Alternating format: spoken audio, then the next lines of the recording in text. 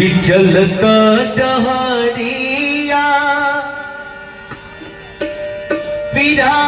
जाल पाँव रे कि ज्योतियों से दूर बा बलमुआ के गाँव रे, ज्योतियों से दूर बा बलमुआ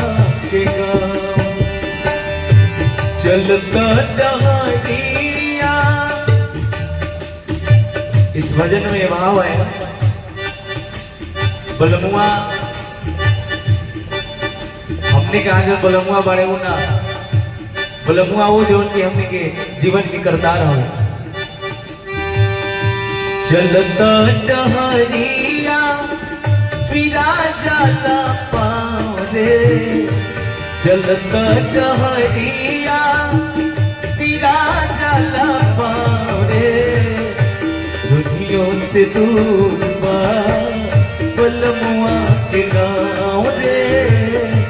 ज्योतियों से दूर बा बलमुआ के गाँव रे।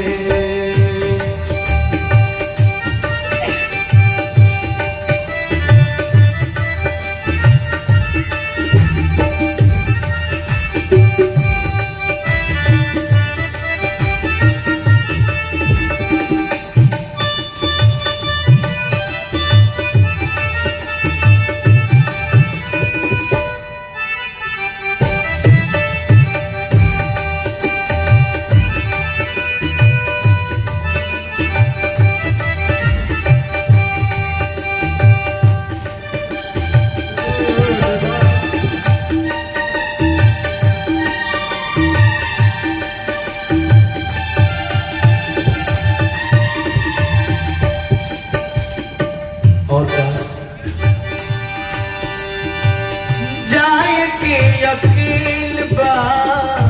सोनी न साथी,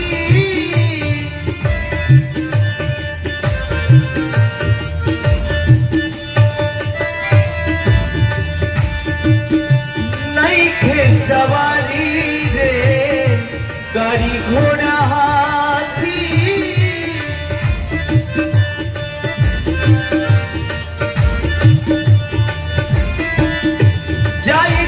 अकेल बा संगी न साथी, नहीं थे सवारी रे गाड़ी घोड़ा हाथी,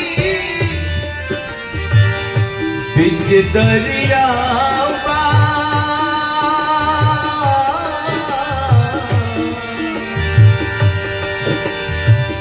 बीच दरिया बा, दरिया में नहीं खेना रे, ज्योतियों से दूर बा बलमुआ के गाँव रे,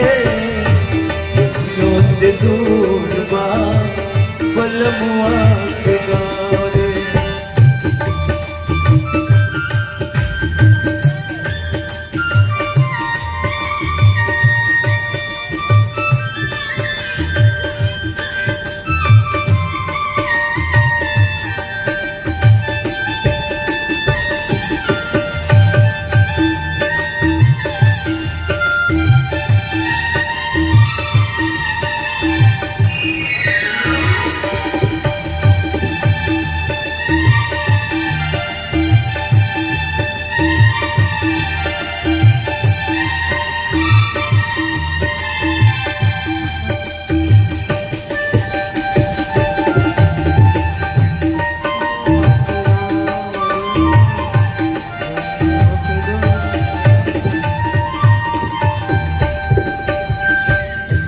और क्या करनी न धरनी तो फेरा में पड़नी,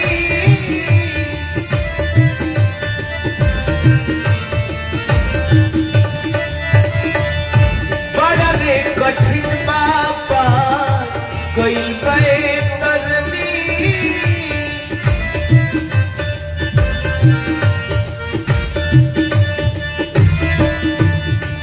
धरनी तो फेरा में पड़नी, बड़ा रे कठिन बाबा कई बाए तरनी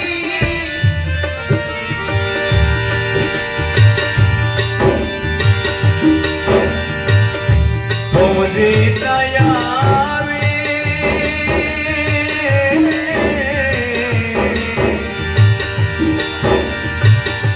भंवरे नया अरे या पाटू भाव रे भंवरे नया